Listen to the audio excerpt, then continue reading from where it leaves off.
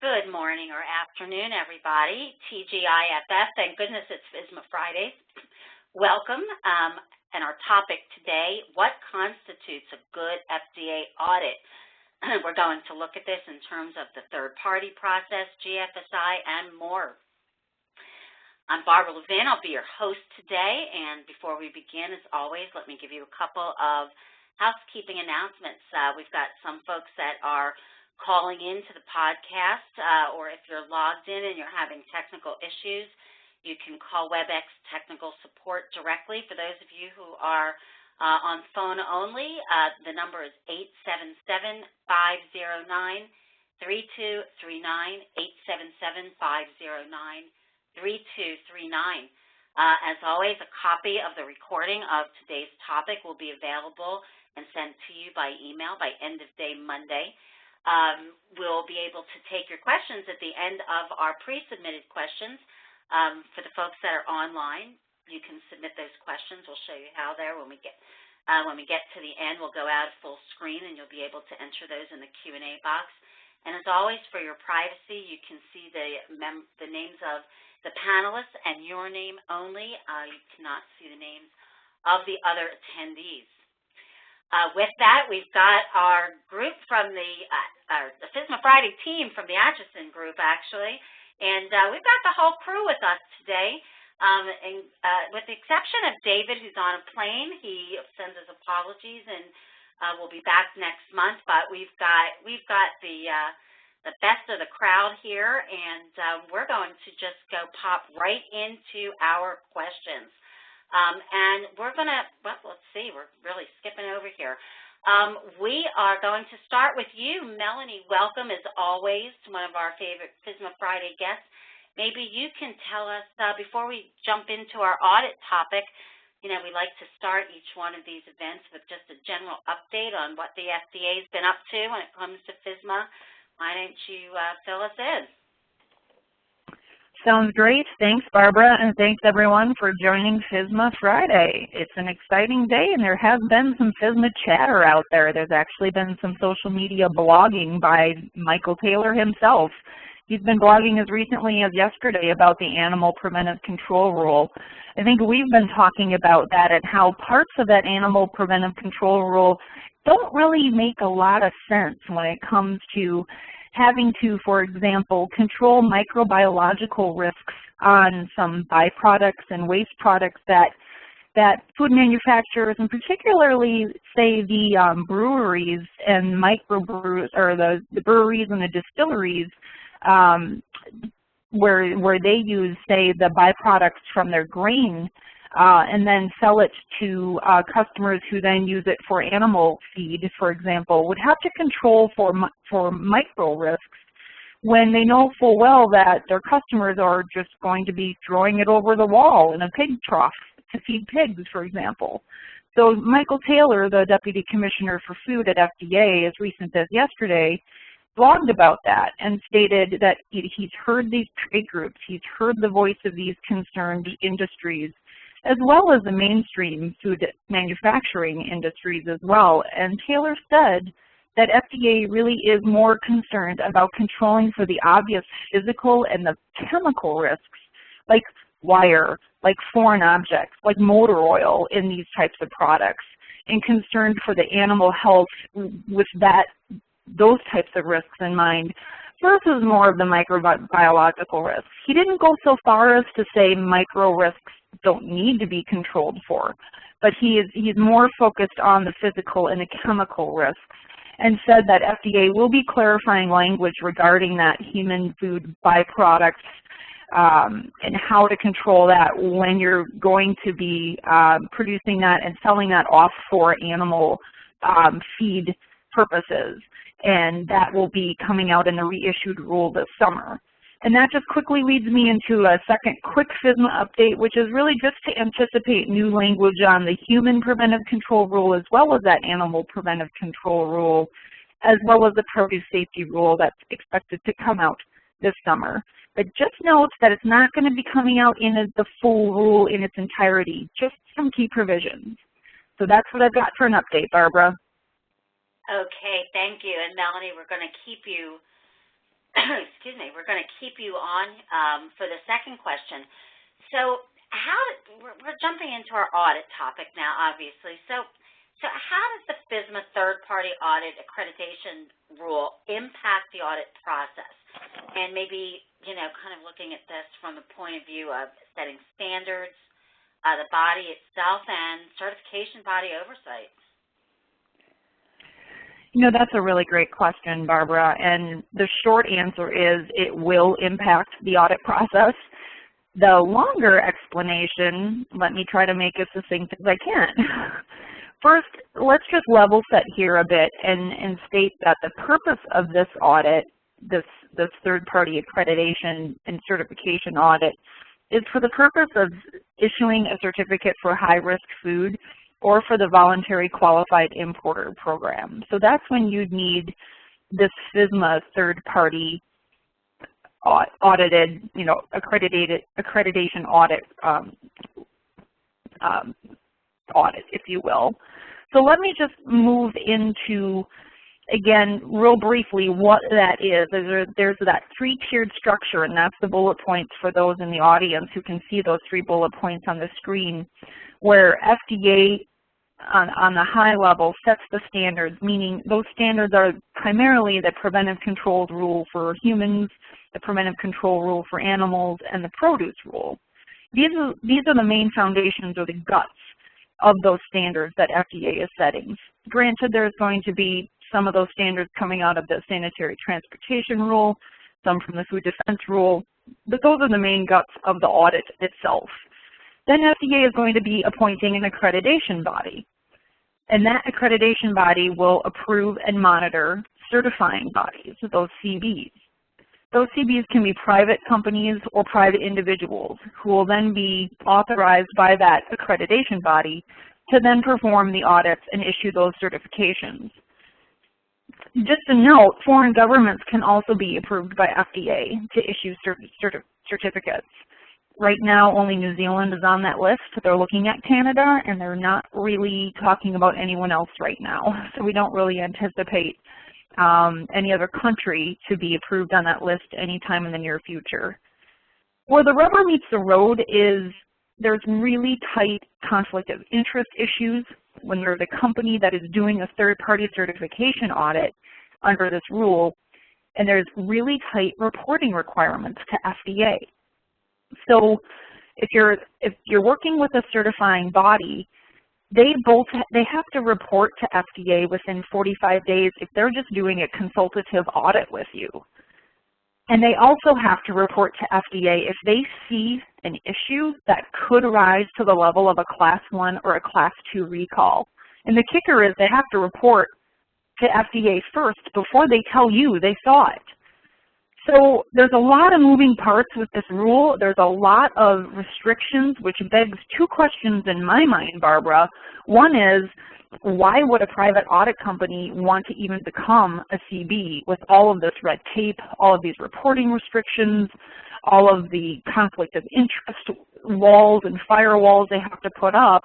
And also, too, for industry, just understand what your CB's reporting requirements are, because there are some times where they actually have to tell FDA of an issue before they have to tell you.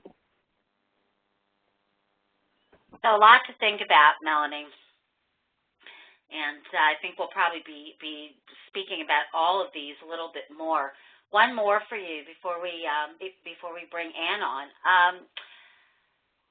This is kind of the million-dollar question that everybody's been asking. There's been a lot of talk that GFSI certification can get you very close to where you need to be for FSMA. How close is will GFSI audit get you to the FSMA audit requirements, and what are some of the conflicts and reporting issues that might still need to be addressed? That's a great follow-up question to what we were just speaking about, Barbara. Right now, as far as how close, they don't match exactly, that's for certain, but they're not that far off. And we do see GFSI making a very concerted effort to becoming adaptable and to adapt to meet the FSMA standards. We at the Atchison Group have done comparative analyses of several of the schemes, and they're all very close. They're not right there, they don't match, but they're all, each scheme owner is making a very concerted effort to become quote-unquote FSMA ready, FSMA compliant, whatever you want to call it. But the challenge for the routine GFSI audit, if you will, or those standards and scheme owners, I think, again, is really going to be having that firewall, and to firewall off from a certification audit versus the GFSI audit. Again, there was a lot, if you took it the literal interpretation of the third-party audit rule, there was a lot of question and a lot of literal interpretation that, well, will a GFSI auditor, if they're also an accredited CB, have to report? And there's been a lot of talk about that, and right now the translation of that is if you're doing a GFSI audit, you don't have to report, but if they're doing a certification audit, they do have to report those Class 1 or Class 2 violations to FDA before they tell the company, like we talked about. So again, it's what role are they playing, what type of audit are they doing, what hat are they wearing when they're in your facility? It becomes rather confusing both for the auditor and for the auditee, the one being audited. There's just heavy requirements on them as far as record keeping, training, and avoiding those conflicts of interest. So, you know, there just may not be a lot of GFSI auditors that want to take on this extra job unless there's going to be some extra incentives. Otherwise, they're going to risk getting on the wrong side of FDA, and that might not be worthwhile because there's a risk of getting delisted or blackballing. So where I'm going with this, Barbara, is really, are we going to have enough qualified auditors here to take on these types of roles? And again, kind of a warning to industry of understand what hat your auditor is wearing when they come into your facility. Are they doing a GFSI audit? Are they doing a consultative audit to get ready for a certification audit, or are they doing a third-party certification audit? Because their responsibilities and reporting obligations are very different depending upon what hat they're wearing. So hopefully I addressed your question, Barbara. Yes, it did. It's a lot of pardon the pun, food for thought there. And welcome back to FSMA Friday. We're excited to have you back. I'm going to throw this question to you. So, you know, there's been a lot of people that have sent us, you know, questions all centered around. So what are the key elements for us to have a successful FSMA audit? And perhaps you can address some areas including risk identification, value and transparency through partnership, continuous improvement, and of course, management commitment. Sure, Barbara. Thanks. It's great to be back. Well, the number one goal, in my opinion, of an audit is to identify risk. So that audit needs to accurately describe the nonconformances against the audit standard to give people like your quality team and your operations team reliable and actionable data so they can go out and mitigate that risk. The second one is partnership, or the relationship between the auditor and the facility. Like I said, that relationship should be a partnership, and it should provide value. It should be a learning on both directions. So the facility should be able to learn from the auditor and its experience, and that person's experience, and the auditor should be able to learn and understand through transparency of discussion what that facility is doing against their risk and for food safety. For example, when I was in the facilities, I had an auditor come in and give us one of those I gotcha audits. So early in the morning, there were 2 documentation errors on records that the auditor identified. And throughout the rest of the day, that auditor really looked at all of our documentation for additional errors. This approach wasn't one for building trust, in my opinion, and we think it would have been more helpful if that auditor focused on finding additional risks so that we could take that information and put it into our continuous improvement model to move forward in risk reduction. That sounds like it was a fun day. Well, you know, audits are always fun, Barbara. That leads us into continuous improvement, which is really taking that feedback that you get from those nonconformances and evaluating it against the organization's goal around risk. And so those results, whether they're from an audit that's announced or an audit that's unannounced, whether it's an internal, second, or third-party audit, and if the nonconformances are easy or quick to fix, or if they take a project team and involve resources like capital. That continuous improvement plan is very critical. But in my opinion, you can't have continuous improvement without solid management commitment. Management needs to commit to make those risk-reducing changes. And hopefully, that change will lead you in the direction to where your facility can get to the point where they're audit ready all the time. I hope that addresses the points on your slide here, Barbara. Thank you. Yes, I do. I think it does. And let's see. Valerie, the newest member of the Atchison Group team and the newest member of our FSMA Friday team, welcome. We're excited to have you here, and I'm going to, ask you about the auditors and ensuring that your audit, as well as the auditor, is up to the task. Some of the things that I think, are helpful to look at is should audits and auditors be strategic versus prescriptive? What about GMP inspection? And what do you do to make sure that your current audit protocols are reviewed in relation to what you're going to need to do to pass a FSMA-based audit? Thank you, Barbara. I'm so happy to be here today, and I'm really excited for my first FSMA Friday. This is such an important question, and to quote Melanie from before, this is really where the rubber hits the road. First of all, we all need to be realistic. Most audits use checklists, and that's because it provides a sense of comfort to the auditor. They know what's expected of them. They know how to plan their day. They know what types of activities are required. It gives them that sense of control. The same goes for the people that are being audited.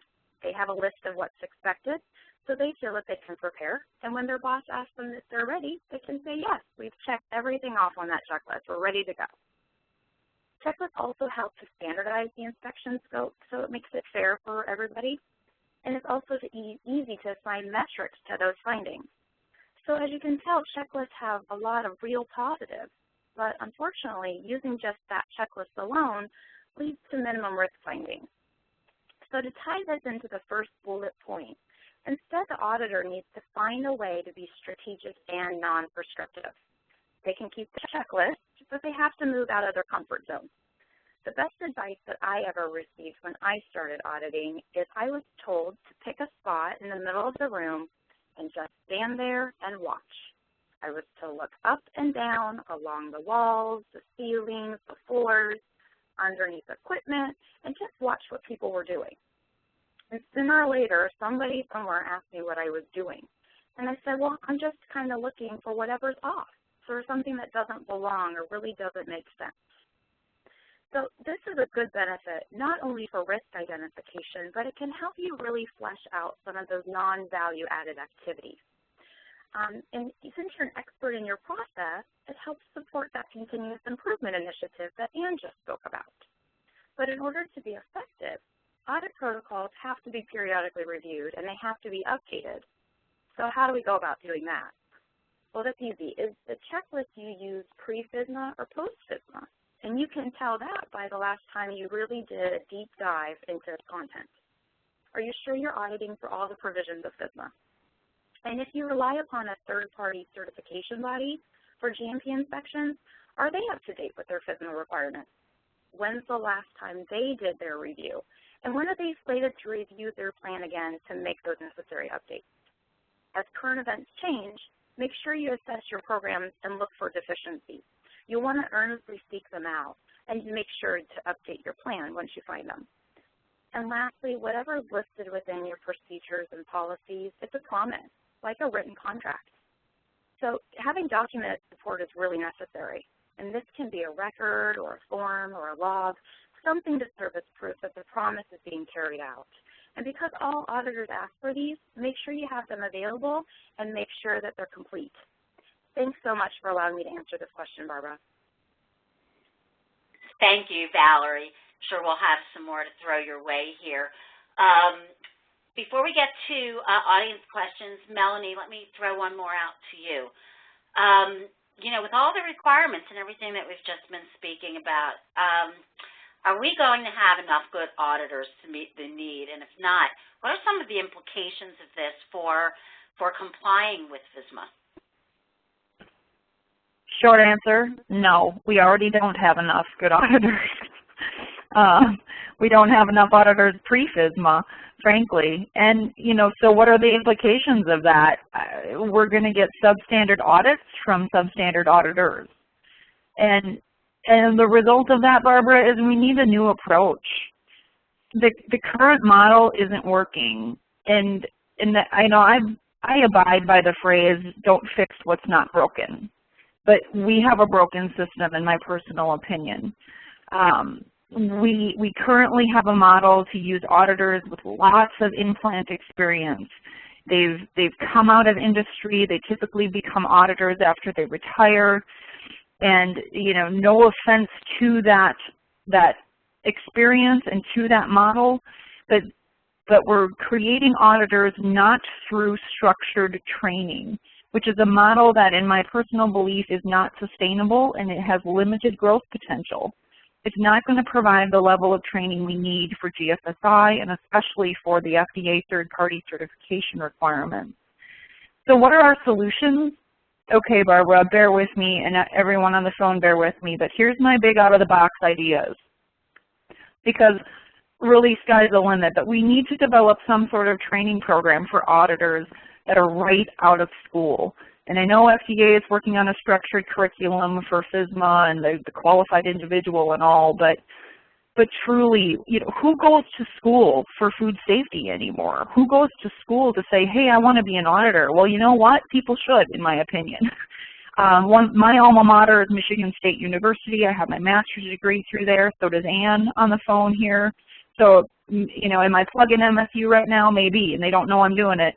But maybe they need to develop a master's or a bachelor's degree is where I'm going with this, in food safety auditing, or some focused type of program that teaches people to become auditors and incentivizes people to say, I want to go to school for that. I need a structured training program. So where I'm going with this, Barbara, is we need structured training and developmental opportunities for folks earlier in their professional development cycle and stages in their career life cycle versus waiting to develop an auditor and create an auditor base at the end of their career life cycle. So those are my thoughts. Okay, thank you. We're going to get to our questions from the audience now. We're going to go out of full screen here, and everybody should now be able to see on the lower right-hand side the Q&A tab. Just enter your questions in the white box under that tab. Hit send, and I'll give you just a little bit of additional information while we get those questions queued up. So if you are registered for our next for today, you don't need to re-register. You're registered for all the FSMA Fridays. If you've got new folks in your company that you think can benefit from this, people can register complimentary as always at FSMAFridays.com. We've got some great topics coming up. In May, FDA Access to Your Records, our June FSMA Friday on traceability requirements and best practices. In July, high-risk food methodology, and then we've got all of the rules that will be coming out, the final rules. We're going to start to review those and see where we are with those. We've got some great events coming up at SafetyChain.com. On May 9th, join us for a webinar on operational excellence, developing an optimized food performance culture, and creating HACCP excellence on May 16th. And Those are also, as always, complimentary, and we hope to see some of you online with those. So with that, we're going to just jump into some of the questions that we've got. We've got a couple questions from Phil here, and I'm going to throw this first one to you, Melanie, saying, so when is it expected that companies need to demonstrate compliance with FSMA? What are we thinking here? That's a great question, and it's a little bit of a rolling implementation date depending upon what rule that you're speaking of. But the earliest compliance date with the preventive controls for human food, for example, and the produce safety rule, which were the first two that were released, would be approximately summer to fall of 2015 if you're a very large company. And then the remainder of the rules would be following that. So we would be looking at, summerish of 2015 through spring of 2016 with respect to those rules being implemented. And again, depending upon the size of the company you are, you may have a bit more time if you're small or very small. Okay, great. Let's see. Valerie, continue with a couple of questions from Phil. Let me throw this one to you. Excuse me. And this is, will U.S.-based producers need a third-party certification, or will the FDA run its own audits on U.S. facilities? That's a truly insightful question, and I'd really like to know the answer myself. Melanie, could you please provide a response for our audience? Sure, and I might actually need Barbara to restate that question for me, please, just because I want to fully understand the context from the attendee. Yep, and you can look in the chat tab and see this question. It came in on chat versus Q&A. Will U.S.-based producers need a third-party certification, or will the FDA run its own audits on U.S. facilities? Yeah, you'll only need a third-party certification. I'm sorry, you'll only need an FDA certification under that FDA third-party audit rule. If you, excuse me, if you have a quote-unquote high-risk food, or you are going to afford yourself of the voluntary qualified importer program, which that rule has not even yet been released. So those are the only two times where FDA, via this accreditation body and then the certifying bodies, would come in and you would need that certificate, that certification audit. Otherwise, you would be fine doing any sort of third-party audit structure that you probably already have been doing, say a GFSI audit, or what have you. So sometimes your customers are imposing requirements on you, requiring a third-party audit, and that would probably still stick. So again, that FSMA FDA third-party audit requirement is only for high-risk foods and the voluntary qualified importer program. Great, thank you. I'm going to remind everybody to put your questions in the Q&A tab. When you put them in the chat tab, we have to have somebody, our producer has to copy and paste them in. We will miss some of them that way. Comment from Jane, which I like, not a question, but a comment that Jane is saying she agrees that auditors require training, but she thinks it should be done on an annual basis with credits given. Just a thought. Melanie, any comments on that? With credits given? Yeah. Yeah. Interesting concept. Yeah, I like it.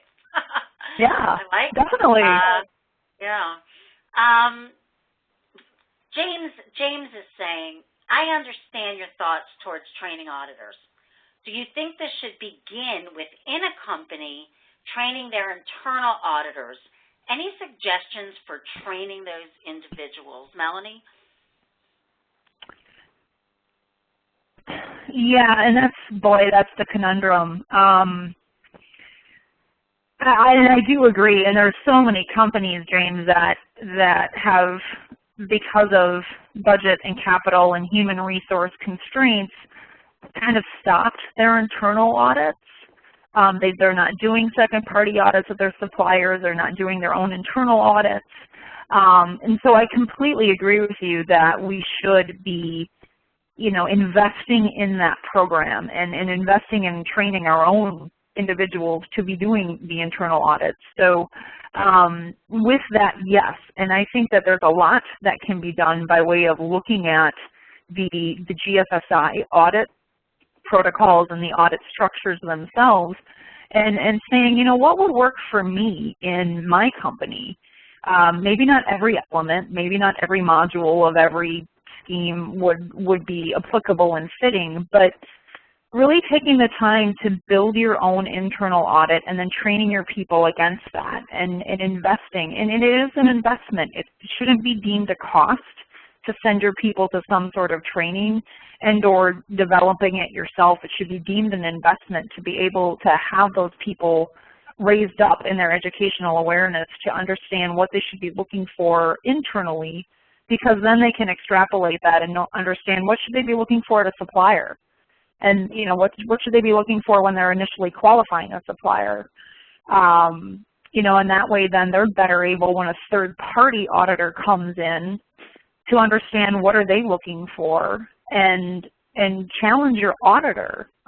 We actually work with one client who interviews, they have an audit company, but they interview the auditors to try to get the most challenging, difficult one. They want the tough one. They don't want the easy one because they want to be challenged in that spirit of continuous improvement.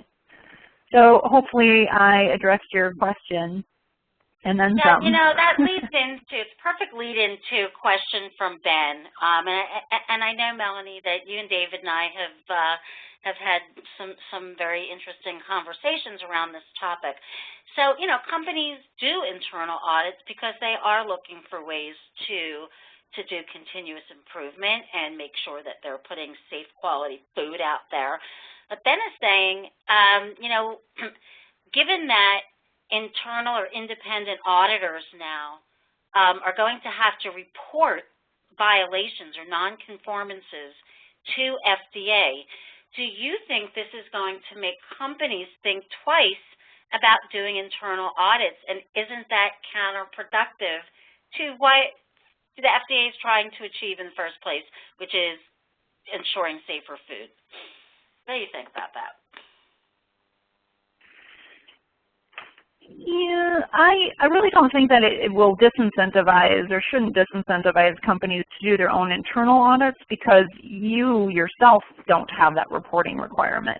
I think if anything, it would incentivize you to do your own internal audits in a really robust way for you to say, okay, we need to find these issues first before they do, because if they find it, now the stakes are higher because they have to narc on us. Excuse the phrase. So if there's any time in the history of food safety, if there's any time in the history of going in and asking for CapEx or management commitment or going into the C-suite and saying, hey, I need a budget, and normally they just send you on your way. It's like, no, here's why. Because if we don't find it first and we don't improve our programs and our prerequisite programs and our sanitation and our environmental monitoring and you name it, and we don't control it first, here are the stakes. Here's what happens. And I mean, that's big. And maybe that, that message, that power, that message becomes power in your capital requests if you need capital requests, and maybe it's just another head count you need. Whatever it is you need, that's your ammunition. That's a part of your business case, if you will. Right. I've got a couple of questions about using electronic systems to support audits. Obviously, here from the SafetyChain point of view, we believe very strongly that having automated solutions can help you be audit ready you know, not just in producing, you know, time and date stamped documents, which is a big part of it, but in actually helping you pass your audits in terms of being able to define your tasks like your PRPs, your SOPs, and analyze results and in real time test results, for example, and getting real-time alerts of nonconformances and having pure documentation of your CAPAs. I wanted to tell everybody we've got a great white paper, and I'm terrible, I say it's great because I wrote it, on audit readiness and how electronic food safety and quality assurance software systems can actually help you automate a lot of the components of your compliance programs and be able to produce, you know, audit documents on demand. If you go to SafetyChain.com and just go to our resources tab and hit white papers, the paper's right there. It's called How to Be Audit Ready on Demand, and that's a complimentary download. So I hope all of you will go and download that paper. We're past the bottom of the hour. If you're leaving us, thank you so much for joining us. We hope that we see you next month when we're looking at FDA access to your records. But we're going to stay on for another couple of minutes and see if we can get through some of these additional questions. Excuse me. Megan is asking, and I am going to put this one to you, Anne. Will the FDA be reviewing certification bodies or audit schemes to say which ones are approved to do with FSMA audits? What are your thoughts on that? I believe if I understand the question correctly, the answer is yes. In the proposed rule for the third-party accreditation, they have a set standard for those certification bodies. So that standard is what the certification body will have to comply with, and the bodies who are accredited underneath the certification body who implement those audit schemes have a set requirement as well. And then that audit standard is based on what Melanie spoke about in our second question today, where it's the standard of the preventive controls and elements of those rules, the FSMA rules today, that is that for those audit schemes. Does that answer the question appropriately? I think it does. Melanie or Valerie, do you have anything to add to that? Yeah, I mean, Anne's right. The short answer is definitely yes. FDA will be reviewing the CVs. Basically, through that three-tiered process we spoke about, FDA will approve an accreditation body who will then approve a certifying body, and then, you know, in that, the standards will be approved through that process as well. So everything will be approved, everything will be calibrated throughout that process. Okay. Excuse me. I have a question from Mark, and I'll just throw this out to whoever wants to answer this. Just jump on. Is dairy still considered to be a high-risk food, or is it still uncertain or dependent on which dairy product it is? I can take that one, Barbara. Dairy in the preliminary assessment, if you will, or the preliminary high-risk, FDA's draft approach for designating high-risk foods, dairy was all clumped together in one category. And it is deemed high risk. It will stay high risk. I think right now, like groups like IDFA are trying to submit comments because they didn't really want dairy all clumped into one category, because there's different risks with different types of dairy. Like, you know, there's probably different risks between fluid milk and cheese and different things of that nature as well. But I would certainly expect dairy to be retained in the final rule with respect to that being a high-risk food. Okay. Let's see. I think we have time for just maybe one more here. I'm going to put this out for whoever wants to answer it. Jane is asking, what are your thoughts on should purchasers and buyers be trained to perform an audit or some type of audit on suppliers before they put those suppliers in their approved vendor programs? It's an interesting thought. Barbara, this is Valerie, and I can take that question. Thanks, Jane, so much for this. I think it's important for the whole audience to understand that when you formulate an audit team to go out and represent your brand, it's important to have it multidisciplinary, meaning perhaps from separate individuals in different departments. I had the pleasure of working for a retail market in their supply chain department a couple of years ago, where quality was actually handled underneath the supply chain department and purchasing was a main arm of that department. And it's important for the purchasing agents to really understand about food safety risk when they're procuring products.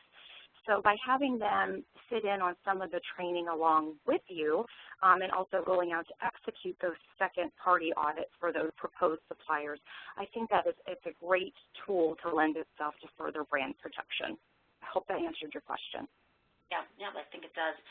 And I'm going to do a quick, quick scan here.